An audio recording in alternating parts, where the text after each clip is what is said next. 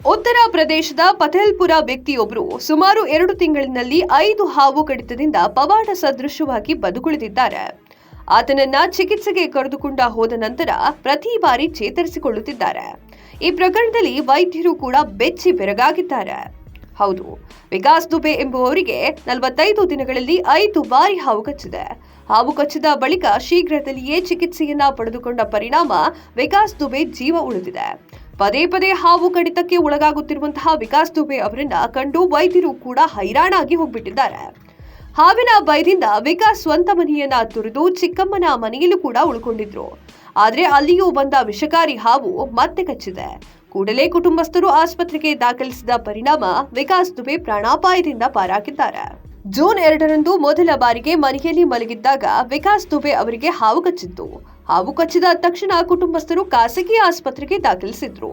ಚಿಕಿತ್ಸೆ ಪಡೆದು ಗುಣಮುಖರಾದ ಬಳಿಕ ವಿಕಾಸ್ ದುಬೆ ಮನೆಗೆ ಬಂದಿದ್ದಾರೆ. ನಂತರ ಜೂನ್ 10ರಂದು 2ನೇ ಬಾರಿ ಹಾವು ಕಚ್ಚಿದೆ. ಕೂಡಲೇ ಪೋಷಕರು ಅದೇ ಆಸ್ಪತ್ರೆಗೆ ದಾಖಲಿಸಿದ್ದಾರೆ.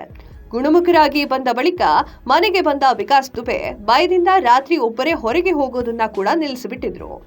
ಮತ್ತೆ 7 ದಿನದ ನಂತರ ಅಂದ್ರೆ ಜೂನ್ 17ರಂದು ಅವರ ಮನೆಯಲ್ಲಿ ಮಲಗಿದ್ದಾಗ ಮತ್ತೆ ಬಂದು ಹಾವು ಕಚ್ಚಿತ್ತು. ಇದರಿಂದಾಗಿ ಅವರು ಪ್ರಜ್ಞಾಹೀನರಾಗಿದ್ರು. ಈ ಘಟನೆಯು ಅವರ ಕುಟುಂಬವನ್ನ ಅಸಮಾಧಾನಗೊಳಿಸಿತ್ತು. ಅವರು ಮತ್ತೊಮ್ಮೆ ವಿಕಾಸ್ ದುಬೆಯನ್ನ ಅದೇ ನರ್ಸಿಂಗ್ ಹೋಮ್ಗೆ ಕರೆದುಕೊಂಡು ಹೋದ್ರು.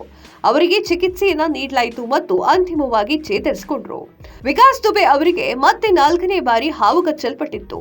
ಅವರು ಚಿಕಿತ್ಸೆಗಾಗಿ ಅವರನ್ನ ಕುಟುಂಬಸ್ಥರು ಅದೇ ನರ್ಸಿಂಗ್ ಹೋಮ್ಗೆ ಕರೆದುಕೊಂಡು ಹೋದ್ರು. ಈ ವೇಳೆ ವೈದ್ಯರಿಗೂ ಕೂಡ ಅಚ್ಚರಿ ಕಾದಿತ್ತು. ಆದ್ರೆ ಆ ವ್ಯಕ್ತಿ ಚಿಕಿತ್ಸೆಯನ್ನ ಪಡೆದು 4ನೇ ದಾಳಿಯಿಂದಲೂ ಕೂಡ ಬದುಕುಳಿದಿದ್ರು. ನಂತರ ವಿಕಾಸ್ ದುಬೆ ಅವರ ಸಂಬಂಧಿಕರು ಮತ್ತು ವೈದ್ಯರು ಕೆಲ ದಿನಗಳ ಕಾಲ ಅವರನ್ನ ಮನೆಯಿಂದ ದೂರವಿಡಲು ಸಲಹೆಯನ್ನ ನೀಡಿದ್ರು. ಅವರ ಆ ಸಲಹೆಯನ್ನ ಅನುಸರಿಸಿ ಅವರು ಫತೇಪುರದ ರಾಧಾನಗರದಲ್ಲಿರುವಂತಹ ತನ್ನ ಚಿಕ್ಕಪ್ಪನ ಮನೆಗೆ ತೆರಳಿದ್ರು. ಫತೇಪುರದ ರಾಧಾನಗರದಲ್ಲಿರುವ ತನ್ನ ಚಿಕ್ಕಮ್ಮನ ಮನೆಗೆ ವಾಸಿಸಲು ಹೋದ್ರು. ಆದಾಗ್ಯೂ ಅವನ ಚಿಕ್ಕಮ್ಮನ ಮನೆಯಲ್ಲೂ ಕೂಡ ಅದೇ ಹಾವು ದಾಳಿಯನ್ನ ಮಾಡಿದೆ. ಮತ್ತೆ 5ನೇ ಬಾರಿ ವಿಕಾಸ್ ದುಬೆ ಅವರನ್ನ ಕಚ್ಚಿದೆ. ದುಬೆಯನ್ನ ಆಸ್ಪತ್ರೆಗೆ ಸೇರಿಸಲಾಗಿದೆ. ಅದೃಷ್ಟವಶಾತ್ ದುಬೆಗೆ ಏನೂ ಆಗಿಲ್ಲ. 5ನೇ ದಾಳಿಯಿಂದಲೂ ಕೂಡ ತಪ್ಪಿಸಿಕೊಂಡಿದ್ದಾರೆ. ಪ್ರಾಣಾಪಾಯದಿಂದ ಪಾರಾಗಿದ್ದಾರೆ. ದುಬೆಗೆ ಚಿಕಿತ್ಸೆಯನ್ನ ನೀಡಿದ ವೈದ್ಯರು ಈ ಪ್ರಕರಣದಿಂದ ಗೊಂದಲಕ್ಕೀಡಾಗಿದ್ದಾರೆ. ಅವರು ಅದನ್ನ ವಿಚಿತ್ರ ಅಂತ ಕರೆಯುತ್ತಿದ್ದಾರೆ.